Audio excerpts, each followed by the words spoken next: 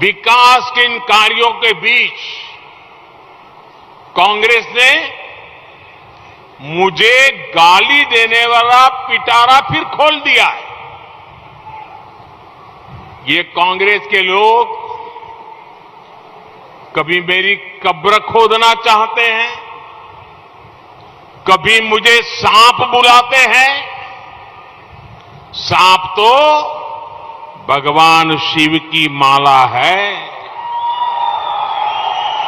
मेरे शिव तो आप हैं, जनता जनार्दन है। मैंने पहला ऐसा प्रधानमंत्री देखा है बहनों और भाइयों, पहला देखा है जो आपके सामने आकर रोता है कि मुझे गाली लग रही है, मुझे गाली दे रहे हैं।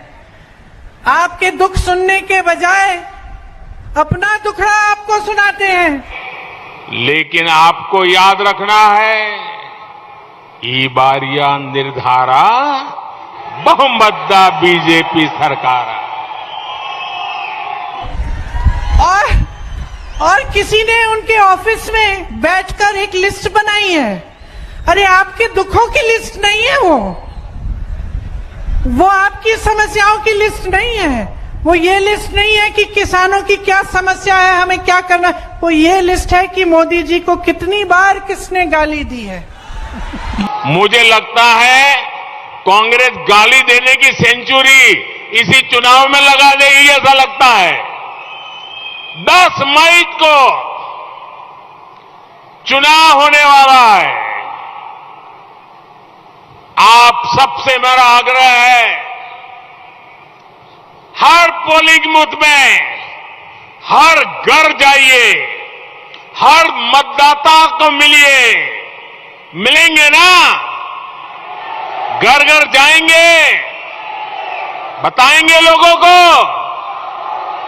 भाजपा को डबल इंजन सरकार बनाने के लिए मत देने के लिए कहेंगे। नमस्कार दोस्तों, आपका स्वागत है हमारे YouTube मंच हिंदवार पर।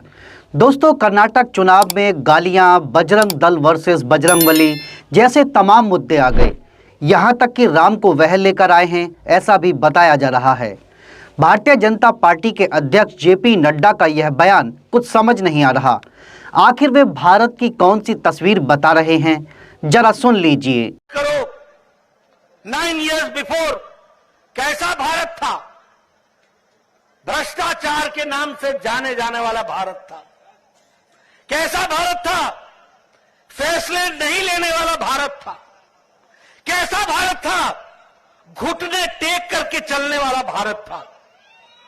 और जब आपने मोदी जी को प्रधानमंत्री बनाया तो दुनिया में सिक्का जमाने वाला भारत बन गया। इस बात को भी समझना चाहिए। छलांग लगाने वाला भारत, विकसित होने वाला भारत।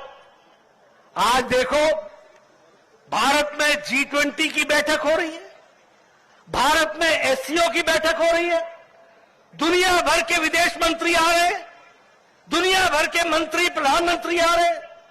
ये भारत की पहचान मोदी जी ने, प्रधानमंत्री जी ने बनाई है, इसको हमको समझना चाहिए।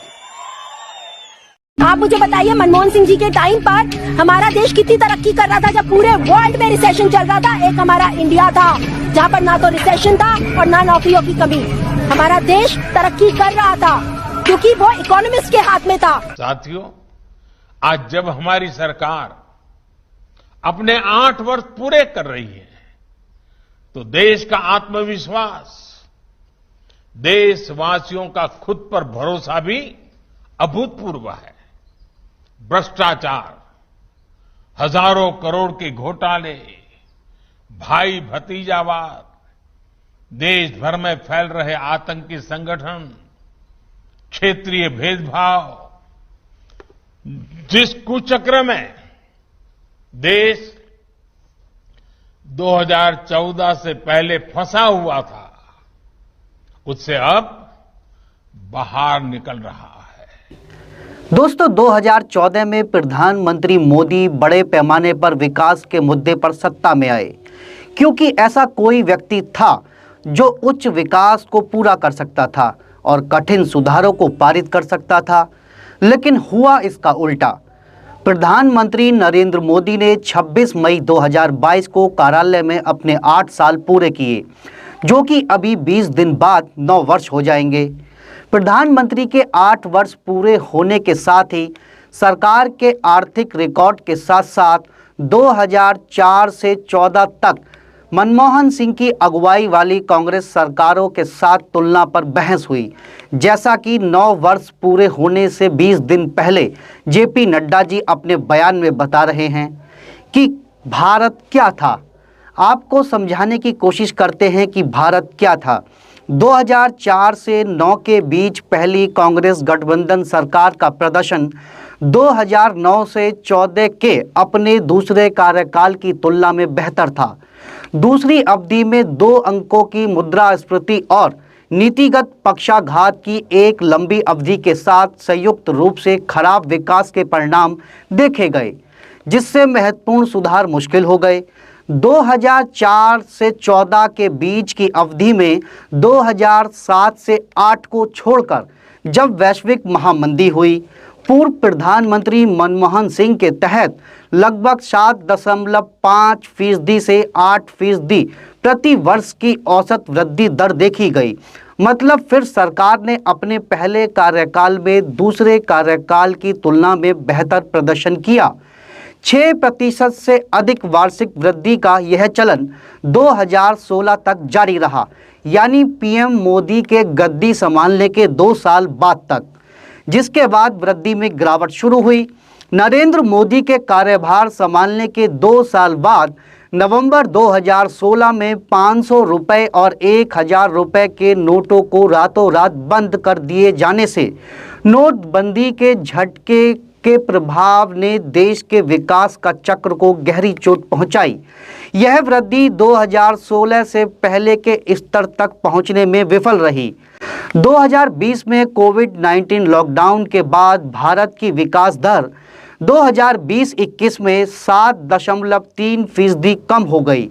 2021 में देखे गए लगभग 8.9 की वृद्धि में सकारात्मक लाभ के बावजूद वितरण लाभ प्राप्त करने के लिए अर्थव्यवस्था को 8% की अपनी शीर्ष तक वार्षिक दर से बढ़ने में अभी कई वर्ष लगेंगे। 2004-12 की अवधि में व्यक्तिगत यानी निजी क्षेत्र द्वारा ग्रॉस फिक्स्ड यानी सकल स्थिर पूंजी निर्माण हालांकि अस्थिर रही, फिर भी औसतन सकल घरेलू उत्पाद 24% से ऊपर रहा। 2012 से सकल स्तर पूंजी निर्माण में गिरावट 2015 तक लगातार थी, 26.5% से 21% तक, फिर यह स्थिर हो गया।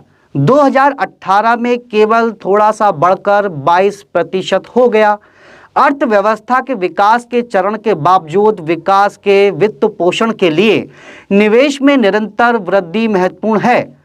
क्या आपको पता है सरकार आमतौर पर आमदनी से ज़्यादा खर्च करती है? इस अंतर की भरपाई वो कर्ज से करती है। बजट दस्तावेज के मुताबिक सरकार की 1 रुपये की कमाई में 35 पैसा कर्ज का है, 15 पैसे इनकम टैक्स और कॉरपोरेशन टैक्स से मिलते हैं। वहीं जीएसटी से 16 पैसा कमाती है। 31 मार्च 2022 की स्थिति के अनुसार देश की जीडीपी का 62% हिस्सा कर्ज का था, यानी देश की जितनी जीडीपी है उसमें से 62% तो कर्ज का ही हिस्सा है। मोदी सरकार के लिए अभी इससे निपटना और आगे बढ़ना एक बड़ी चिंता बनी हुई है। अब तक 8 वर्षों में सरकार निवेश से जीडीपी अनुपात में सुधार सुनिश्चित करने में विफल रही। 2022 में इंडिया टुडे की आरटीआई से पता चला कि प्रधानमंत्री मोदी के कार्यकाल में जहां हर वर्ष औसतन 20 केंद्रीय विद्यालय बने, वहीं मनमोहन सरकार ने इसी दौरान हर वर्ष औसतन 25 केंद्रीय विद्यालय बनवाए। देश में मेट्रो का आना और भी कई ऐसे मुद्दे हैं जो प्रधानमंत्री मोदी वर्सेस मनमोहन सिंह या मनमोहन सिंह वर्सेस नरेंद्र मोदी दोनों के पक्ष में भी हो सकते हैं और नहीं भी। मगर यह कह देना 9 साल पहले घुटने टेकने वाला भारत था, यह कितना वाजिब है? बीजेपी पार्टी अध्यक्ष जेपी नड्डा के इस बयान पर अरविंद केजरीवाल ने नड्डा की इस टिप्पणी पर ट्वीट करते हुए कहा है, भाजपा अध्यक्ष का ये बयान बेहद ही घटिया और हर भारतीय को अपमानित करने वाला है। मेरा भारत देश महान था, महान है और हमेशा महान रहेगा। वहीं स्वास्थ्य मंत्री सौरभ भारद्वाज ने ट्वीट करते हुए लिखा है, कितना घटिया बयान है, अपने ही देश को गाली दे रहे हैं भाजपा अध्यक्ष नड्डा। दोस्तों, बीजेपी अध्यक्ष जेपी नड्डा का बयान किस नज़रिए से देखा जाना चाहिए? क्या 9 साल पहले इस देश के लोगों का सांस लेना भी दूभर हो रहा था? देश में विकास नहीं हुआ था? इस पर हमें कमेंट करके अपनी राय जरूर दीजिएगा। नमस्कार।